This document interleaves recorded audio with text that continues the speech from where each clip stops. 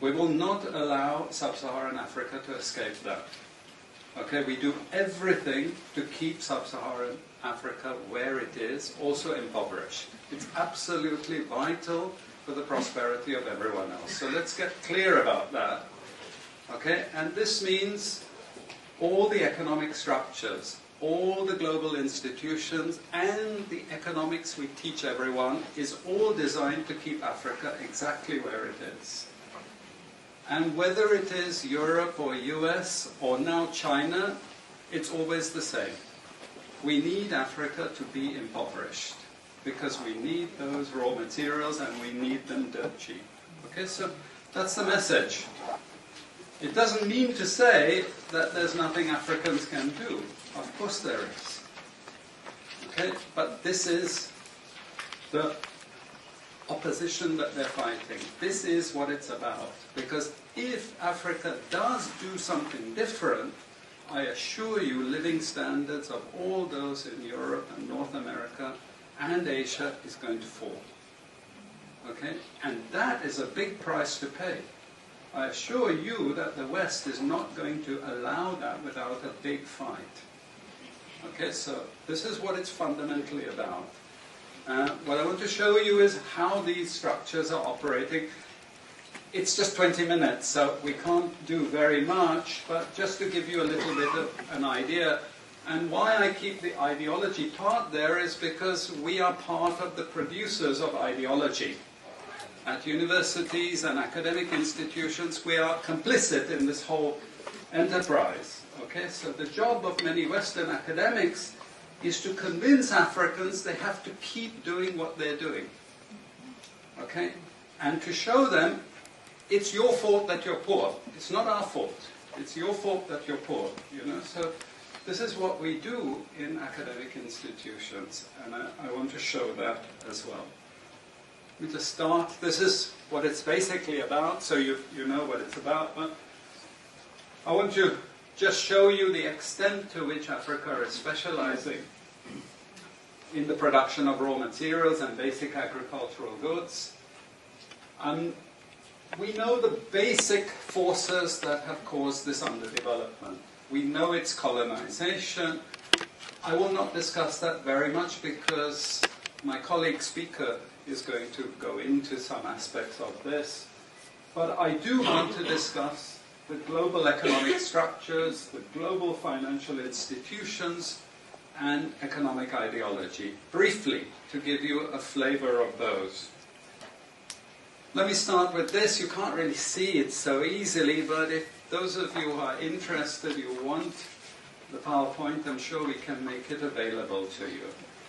But the thing that you really need to see is the top line. Okay?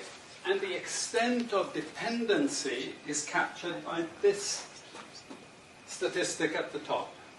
Okay? And you compare it with all other income groups, and what you see is essentially in that one statistic how dependent sub-Saharan Africa is on raw material production. Okay? This is the very heart of what makes sub-Saharan Africa beat. Okay? Here, just to have a look at one very important additional statistic, with all this export coming from sub-Saharan Africa, how much does sub-Saharan Africa account for in terms of global trade value?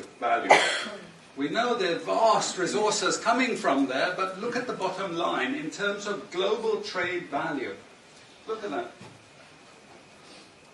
0.5%, 1975, 0.95%, going down to 0.1. To 0.1. Meaning that with all these vast resources being produced, how much are they getting for it? Nothing. Nothing. This is a very significant piece of data. Then I just want to show you what has happened to sub-Saharan Africa, because what we know, and from all studies, no country ever develops without manufacturing. Okay, producing raw materials will not take you anywhere. Producing basic agricultural goods will not take you anywhere. And let's have a look at how much manufacturing activity takes place in sub-Saharan Africa. We can look over the last 15 odd years, 15, 20 years.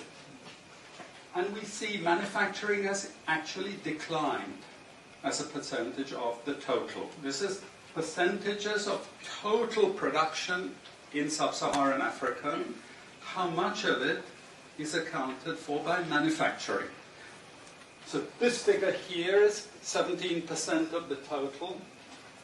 Most of the rest, when we talk of industry, it includes manufacturing, but the bulk of it is mining. Okay?